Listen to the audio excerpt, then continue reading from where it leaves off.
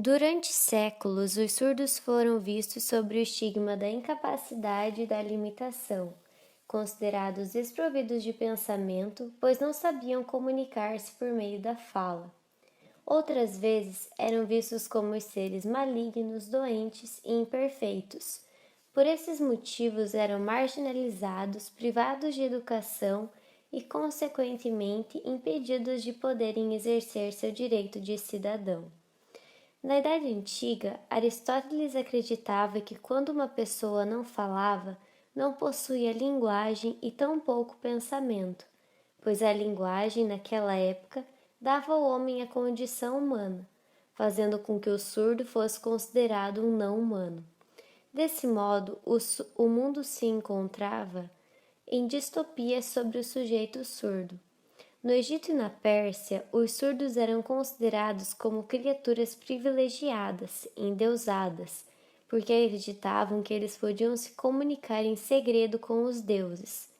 Já na Grécia, eram vistos como seres incompetentes, imperfeitos, sendo privados de seus direitos.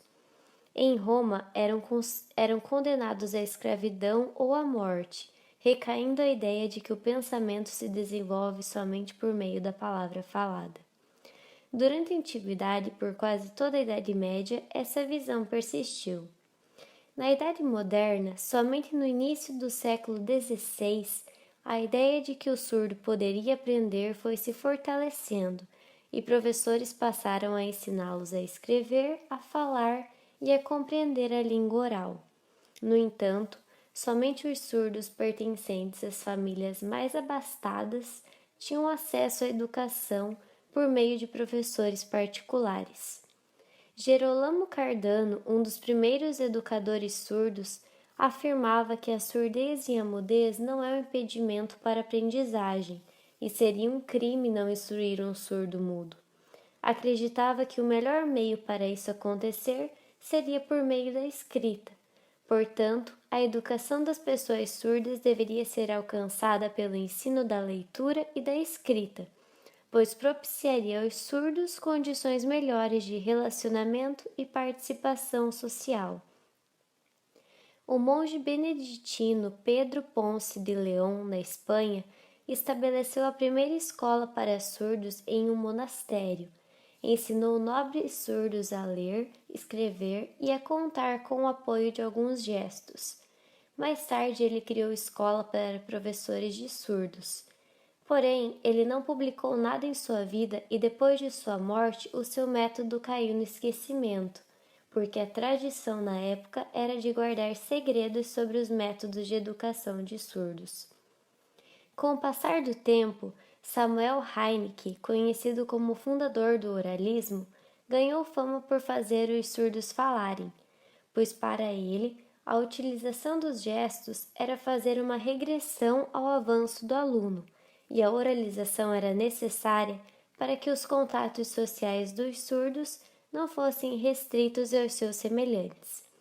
Porém, a difusão do oralismo se intensificou no século XIX.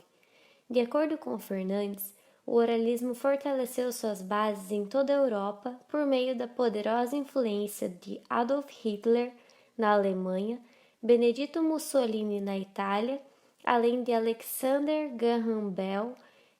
Paralelamente à invenção do telefone, trabalhou em protótipos de aparelhos de amplificação sonora para pessoas surdas.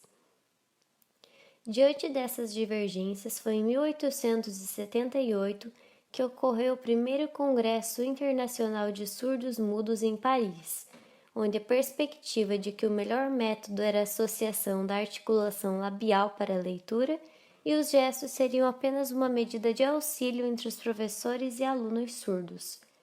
Porém, foi no segundo congresso em Milão que, ironicamente, o ouvinte tomou a decisão de excluir a língua gestual e substituí-la pelo oralismo. Dos congressos realizados, o oralismo era defendida como sendo a melhor maneira de o surdo adquirir linguagem. Entretanto, nenhum deles demonstrou a preocupação em fazer com que o surdo pudesse adquirir instrução tal como era compreendida para os normais.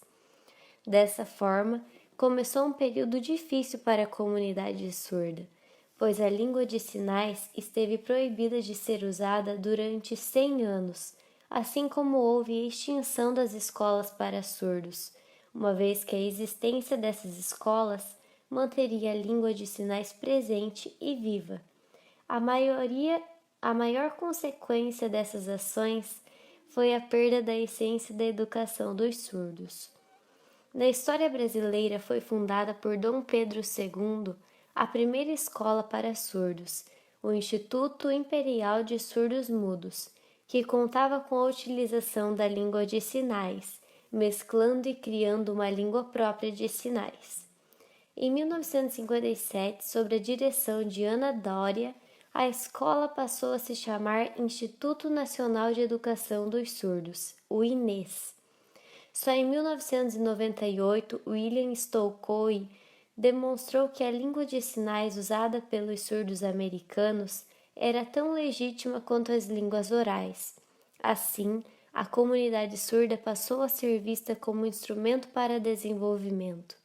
Na década seguinte, Libras foi criada, junto com o INES, a partir de uma mistura entre a língua francesa de sinais e de gestos já utilizados pelos surdos brasileiros. Também houve a criação da Federação Nacional de Educação e Integração do Surdo, que busca a defesa e a luta dos direitos da comunidade surda brasileira. A comunidade surda não se manteve apática e a língua de sinais sobreviveu, apesar de sua proibição, pois essa modalidade ainda era utilizada às escondidas pelas pessoas surdas.